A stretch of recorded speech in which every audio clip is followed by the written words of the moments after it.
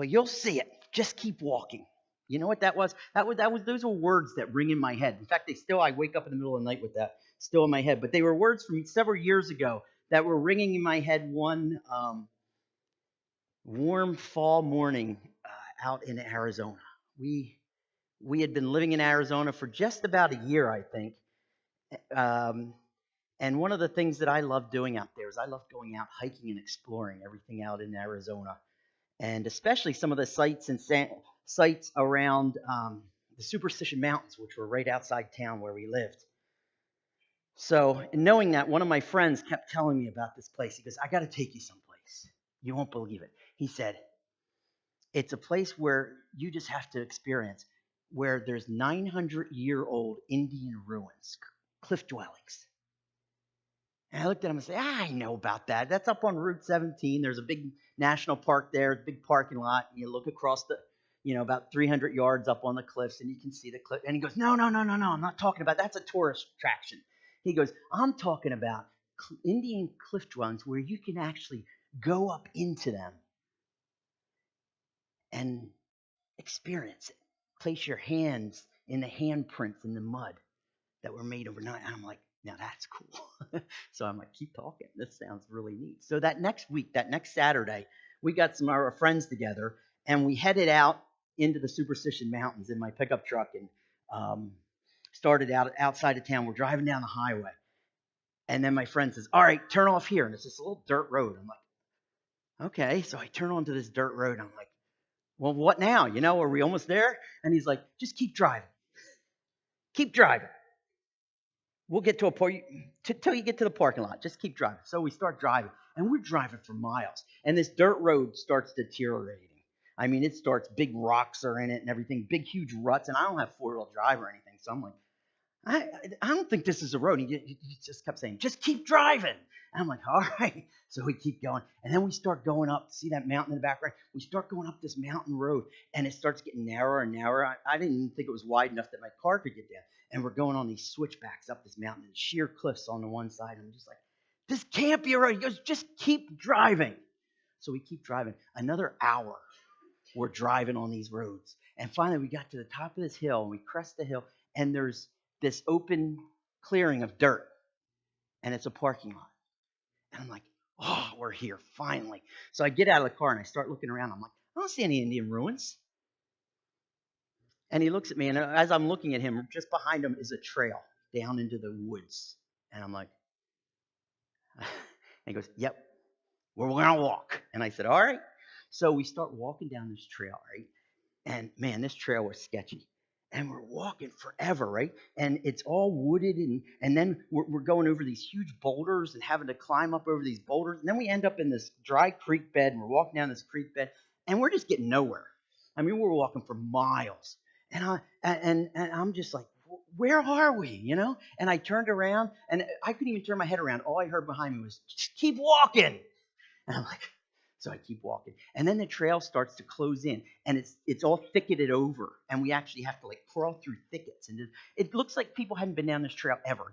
Nobody's made it this far on the trail. And I'm just like, "What are we doing?"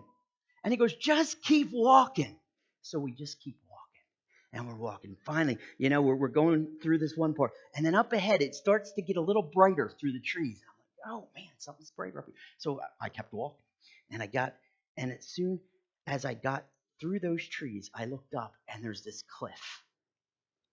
And I look up in it, and I see it. Cliff dwellings. We're out in the middle of nowhere. There's no park service. There's no signs or anything out there. We're just in the middle of the wilderness, and we come upon these cliff dwellings. And let me tell you something. It was the coolest thing you'll ever experience, because we climbed up in these cliffs, and inside these caves were these dwellings, and you could actually go in them. And there's like wood beams from 900 years ago that are still there. And you could put your hands in the handprints of these Native Americans from 900. It was a powerful, it was an amazing experience. And I just sat there, right before we started walking back up. And I said, "Man, if I had quit walking, I would have missed all of this." In fact, this is kind of where we find Joseph this morning. As we return to Genesis, we're in Genesis chapter 41, and we've been looking at the life of Joseph. And this is kind of where we find Joseph this morning. He's not in Arizona, some cliff dwelling. He's in Egypt. But he's in the same kind of situation where it seems, you know what, he just can't seem to catch a break. Every time it looks like God is finally going to make things turn around for him, things crumble. I mean, it's been a long time since his brothers had betrayed him. And in jealousy and hatred, they left him for dead. And then they end up selling him where he ends up a slave all the way in Egypt. It's taken all the way down to Egypt, and he ends up as a slave. It can't get much worse than this, right? You're just like, there's no hope. But yet, God places him in a prominent home, and he gives him great success. In fact, so much success that his master trusts him with everything he has. He says, I'm going to put you over everything I have. Maybe things are looking up. Yet, then he's unjustly accused of a crime he never committed by his master's wife, and he's thrown into prison with no hope of getting out. And you're just like, but God blesses him there. And the guards in the prison see that God is with him, and they place him over all the other people, give him responsibility in the prison over everybody else. Even to the point where he has Pharaoh's servants, his cupbearer and baker, come to him one day and said, we had dreams. Do you think you could help us? And they were troubled. And he interprets their dreams for them that leads to one of them getting released. And just as the cupbearer was getting released from prison, Joseph said to him, you know, when you get out, remember me. Remember me. Put in a good word for me. I'm in here for no fault of my own. So give a good word. And the guy's like, yeah, I'll do it. And last message, what we talked about, right at the end, we see these words. And the cupbearer forgot about Joseph. And now we find Joseph, it's 2 years later. 2 years after that moment of things looking up. You know, if you were Joseph, how do you think you would feel? You know, every time you start to get ahead, it just things crumble again. And you think God's working, and then things crumble. And now it's been 2 years. What would be going through your mind? I know as I sit there and I look at Joseph, I'd be like, man, disappointment would be an understatement. Probably just discouragement and feeling forgotten, right? Feeling like, man, I just don't know what to do anymore. I just want to give up. Have you ever been there? Have you ever been there in your walk? You're following God, and God gives you a vision for what he has for you. You know, God had given Joseph dreams when he was a young boy, when he was still back in his homeland. God had given him dreams that one day he'd be honored, he'd be a hero. Now, maybe for us, those dreams look a little different. Maybe it's God gives us a mission. Maybe it's a person we'd love to see come to Jesus, come to new faith in Jesus. We talked about that last week, right? To picture that person. And we have that mission. So we pray about them and we care about them. Or maybe it's a mission to make a difference at work. Or maybe at your school. And just say, you know what? I want Jesus to be seen through me in this workplace. Or maybe it's a vision and a mission for your kids and your kids' lives. That you want to see your kids embrace their faith for their own, for themselves. And you're just like, man, I want to do everything I can to see that. And God gives us this mission. So we, like Joseph, we begin following. Yet sometimes it seems like we don't get there, right? It seems like, man, when are we going to get there? Yet, you know what? Keep walking. You know who that is? That's Jesus. That's the voice of Jesus for us, telling us, keep walking. He's the one who's called us. He says, it's just ahead. It's like my buddy. Just keep walking. And this is this morning where we find Joseph at the beginning of chapter 41, where he's in prison. And it starts out like this. And hopefully you're there in Genesis 41. After 2 whole years, I love how Moses says this. He doesn't say after 2 years. Man, he emphasizes after 2 whole years. Can you imagine 2 years? Nothing. He says after 2 whole years, this happens. Pharaoh dreamed that he was standing by the Nile, and behold, there came up out of the Nile 7 cows, attractive and plump, and they fed on the reed grass. And behold, 7 other cows, ugly and thin, came up out of the Nile after them and stood by the other cows on the bank of the Nile. And the ugly, thin cows ate up the 7 attractive, plump cows. And I read this, I'm like, steak. You're like, whoa. So they eat up these 7 cows. And Pharaoh wakes up. Whoa, what was that? But then he falls asleep. It says when he fell asleep again, he dreamed a second time. And this is for all you vegetarians that are here this morning. Because he dreams about 7 ears of grain that are on a stalk, plump and good, were growing on one stalk. And behold, after them sprouted 7 ears, thin and blighted by the east wind. And the thin ears swallowed up the 7 plump ears, plump full ears. And Pharaoh awoke, and behold, it was a dream. So here's Pharaoh. He has these 2 dreams in one night, right? And he wakes up in the morning, and he's troubled. Because dreams were a sign of the divine trying to communicate with you. There was a message, and he's like, I know these mean something. So the next morning, what he does is he calls all of his magicians and all of his wise men to him, and he says, I had these dreams. Tells them about the dreams, and none of them had any idea. I don't know what it means. None of them had a clue what it meant. And then this happens. It happens finally. The king's cupbearer, the one who had been released, he remembers back when he was in prison 2 years earlier.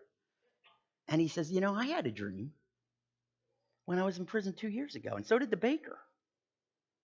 And there was this Hebrew there. This young Hebrew was there. And he interpreted mine, and he interpreted the baker's. And what he interpreted, it happened just like he said. I was released 3 days later, and the baker, he was executed, just as this young Hebrew had said the dream said. So Pharaoh hears this, and he wastes no time. Says, behold, he goes and he calls for Joseph. And he has Joseph all cleaned up so he can come in the presence, and he brings him to him. And verse 15 says, and Pharaoh said to Joseph, I have had a dream, and there's no one who can interpret it.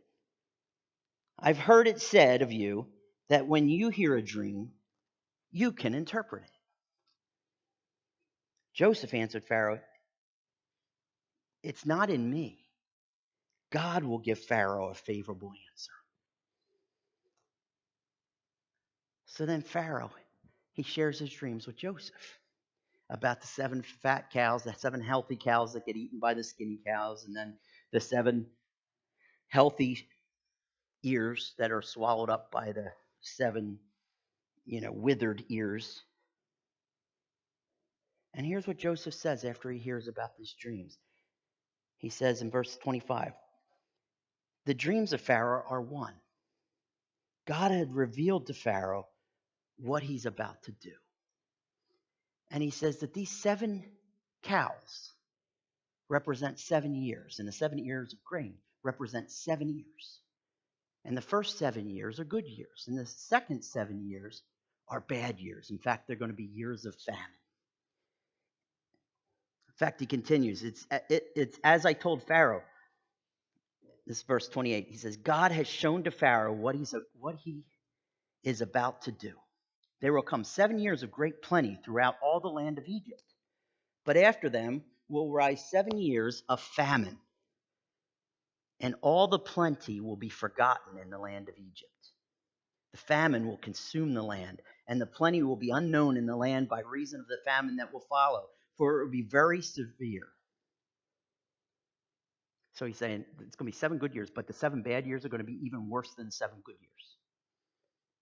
And the doubling of Pharaoh's dream means that the thing is fixed by God, and God will shortly bring it about. So he says, the reason why you had 2 dreams is because God wants you to know something. It's like when Jesus says, verily, verily, or truly, truly, I say to you in the New Testament. He's saying, you really need to listen. So he gives Pharaoh 2 dreams because he says, I want you to listen, because this is going to happen. And it's going to happen soon. Then Joseph goes on to tell Pharaoh, so here's what you should do. You need to find a wise man to oversee this. So one of your guys who's wise can oversee the land, and appoint overseers who then will collect during these 7 years, take 1/5 of all of this plenty and put it away and store it for the 7 years of famine, so that you'll have something and so that Egypt can survive.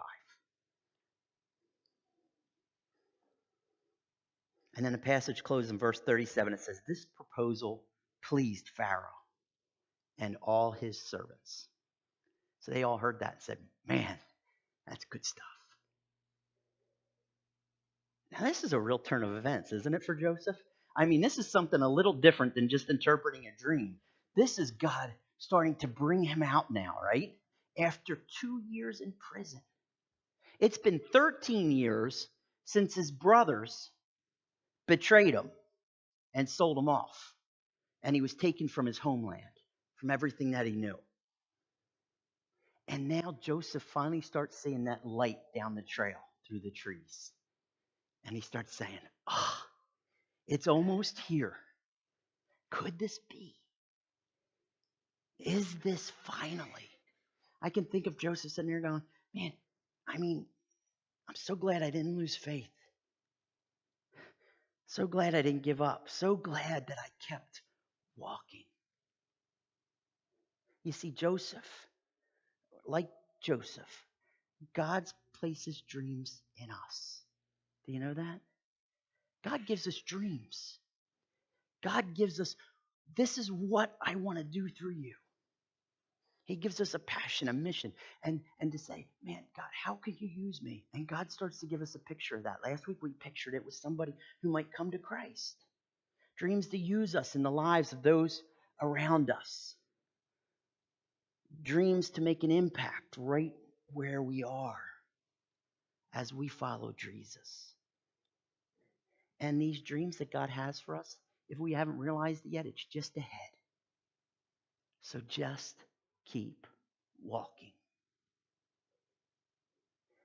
And as we discover today, as we look back at this passage a little bit, we discover in the way that Joseph walks in his faith that we can best follow God's lead in making a difference around us when we walk, when we keep walking. In fact, when we walk faithful. You want to know how to walk, how to keep walking? Then we start by walking faithful. You know why? Because God is preparing a way. So we hold on to that, knowing that God is working. Even if we don't know it. In fact, unbeknownst to Joseph, while he's in prison, and he's keeping faithful to God. But God's working. God's working and preparing Pharaoh for Joseph, isn't he? He's working in Pharaoh's life to bring Pharaoh right to the place where he's ready to hear what Joseph has to tell him. And he's done it in a way that Joseph knows about. He gives Pharaoh a dream. Well, Joseph has experience with dreams. You see how God's preparing? You know, God prepares people in our lives for us to come. So keep faithful. Imagine if Joseph, during those 2 years alone in prison, had seemingly just forgotten, you know? And he feels forgotten and he stops walking. He just gives up. And as God prepares Joseph, prepares Pharaoh, he says, I got nothing. But no, Joseph walked faithful. And like with Joseph, God is always working in and around our lives. Do you know that? I remind you that every week in this series, that God is always working. And God is working not only in our lives, but he's working in the lives of your coworkers. Do you know that? He's working in your friends. You know that person you really want to get saved? Maybe it's a spouse. Maybe it's one of your kids. Maybe it's a friend that you've had for years and you say, man, I want to see him come to Jesus. You know God's working in their life. God's preparing them for you to share Jesus with them. God is always working. And it may be working in somebody's life to make them receptive so that when we share Jesus, they're ready to hear. It may be taking us through something that then we can identify with somebody that's going through something similar. So we can relate to them. But God is working. Paul reminds us that in Ephesians chapter 2, he says, just after, we're all saved by faith by grace through faith, right? And he says, because we are his workmanship, created in Christ Jesus for good works that God has prepared beforehand so that we should, what does it say? Walk. Everybody can say it now. We should what? Walk in them. We're God's workmanship. God is preparing for us. In fact, he's already prepared it for us so that all we do is just keep walking. And we'll walk right into them when we walk faithful. I remember years ago, I told you about that when I started ministry, it was over volleyball groups, the singles group and things. And I remember I'd been doing it for about 6 months or so. And we had great things happen. People were connecting and growing. But you know what? We didn't have anybody get saved. And I'm just like, man, we do this also for an outreach. And I would remind people, I'd share the gospel every week and all of that. And I'd remind people to bring your unsaved friends and nothing. And I was starting to get discouraged. And I remember one week I showed up early and I was just sitting there by myself in the building, all by myself, just praying and saying, God, what's going on? I'm going to keep going, but I don't know what's going on. I want to see you move.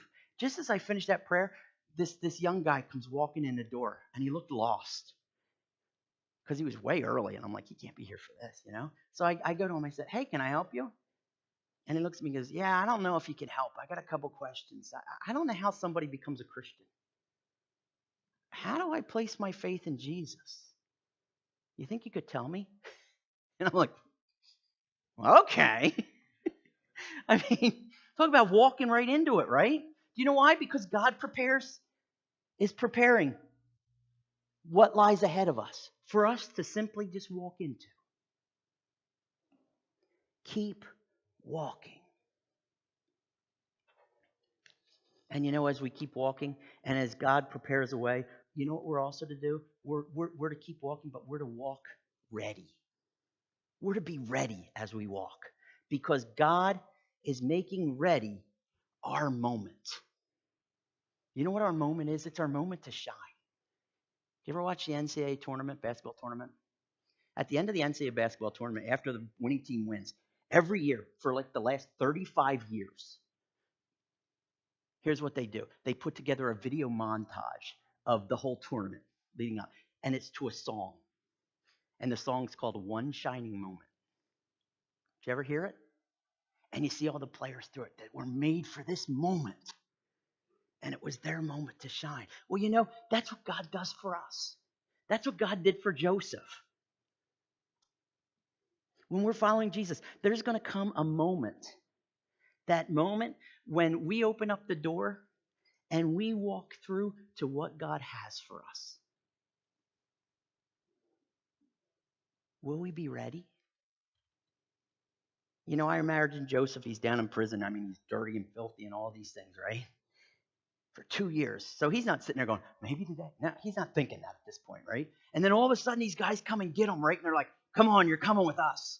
And they clean him up. It says they shaved him and everything, right? And they bring him before Pharaoh. Imagine him stepping out of that prison into Pharaoh's throne room or his office or whatever. And it's just totally ornate. And everything's around, right? All of a sudden, Joseph's in the spotlight. Everybody's looking at him and looking to him. Guess what? Joseph was ready, wasn't he? Those dreams came. Joseph said, yep, here's what they mean. He was ready. Paul did something like this with a guy that he was kind of teaching in the faith to share Jesus with others. And here's what he says to Timothy. Very late in Paul's life, to encourage him. He says to Timothy, preach the word. Be ready. In season and out of season, reprove, rebuke, exhort with complete patience and teaching. Then here's what he says. For a time's coming when people will not endure sound teaching, but have itchy ears. They'll accumulate for themselves teachers to suit their own passions. You know what he's saying here? Saying there's going to come a time, and he says we're going to turn away from listening to the truth and wander off into myths. There's going to come a time before you when you're going to get discouraged because you don't think anybody wants to listen to you or hear about Jesus. Can you identify with that at work or with your friends? He says, I want you to be ready. And he says, verse 5, he says, and as for you, always be sober-minded, be clear, endure suffering, do the work of an evangelist, fulfill your ministry. You know what Paul's saying? There's going to come a time, and you think nothing's happening, but there is. So be ready. Because there's going to come a day in their life. They may think they don't want God or they don't need God, but then they're going to discover they desperately need something, and you have the answer. Be ready. And that's what we're called to. We never know when God is going to lead someone to us. An opportunity arises at work or school that we get to make Jesus known. Or maybe stop to meet a need in our neighbor's life. It may be after years of nothing, and we think, well, there's nothing going on. You know, it may happen on your way home today. So be ready. Walk ready. Are you ready? Are you ready to step out boldly and follow what God has for you when he starts to open those doors to care and connect with our world that's desperate for Jesus? We don't know. We might not see God working, but he's going to call us, and we need to walk ready. And as Joseph was thrust into this, he was thrust into this spotlight, and he was ready, right? He's in a position to save the day. He was in a position to be rescued. He was in a position to be the star, right? Everybody called him. What's it worth to you? You know? It was a time where he could be thinking about himself and saying, yes, now I'm finally vindicated. Maybe get back at the cupbearer a little bit. And it's his moment. And Pharaoh says, you know, can you interpret this? I heard you can interpret dreams. But here's what Joseph said. He answered Pharaoh, it's not in me. God will give Pharaoh a favorable answer. You see, our dreams God gives us are not for our glory, but his. So walk thankful. Because God is going to give us what we need. God's going to be the one who works. You know, another time when Paul's encouraging the church to keep faithful and to keep walking, he says, but thanks be to God, who in Christ always leads us in triumphal procession, and through us spreads the fragrance of the knowledge of him everywhere. Do you know that's what God's doing in your life? No matter where you're going, people sense a difference in you, whether you think so or not. And for the good or bad, we're spreading a fragrance everywhere we go. And we have an opportunity to spread the fragrance of Jesus, living lives of thanksgiving. God's always working. He opens doors. He draws hearts. He gives opportunities. And he alone can change. A person can save. You know, it was God who gave Joseph the meaning of the dreams. It was God who gave Joseph the wisdom then to share how to apply those dreams, what to do about it. This wasn't about Joseph. This was about God. And Joseph recognized it. And he pointed and he says, I want you to know this isn't me doing this. This is God. You notice when he does the application, he says, go find a wise man. He didn't say, all right, well, here's what you need to do. You need to appoint me. He didn't say that, did he? Why? Because his focus was on God. He's saying, this is the interpretation God gave you. What are you going to do with this? And he walked thankful. You know, it's God who works in and around us. Even when we don't see much happening, we can still be thankful because we know he's always working. And he's leading us. And he's working in ways we might not even see. So walk thankful because he gives us exactly what we need. You know, the truth is, God is leading us. God is leading each and every one of us. As you're here this morning, and if you have your faith set in Jesus, He's given you a dream. He's put you in directions. If you close your eyes like we closed our eyes last week, there's going to be a face, a picture that comes to your mind of who He's called you to. Maybe it's a place to serve. Maybe it's a person that needs to hear Jesus. Maybe it's just an environment that you experience, that you confront every week, maybe at school or at work, that just needs Jesus. And God's given us that because He wants to prepare our way, making our moment ready so that we can follow as He gives us what we need to accomplish those dreams He's placed in us, to make a difference for Jesus right where we are. You know, no matter how rocky our path is or overgrown the path that we look at in our life may seem, keep walking. God is with us, and He's before us. And as we keep walking, we're going to see it because He's going to bring us to it. Let's pray.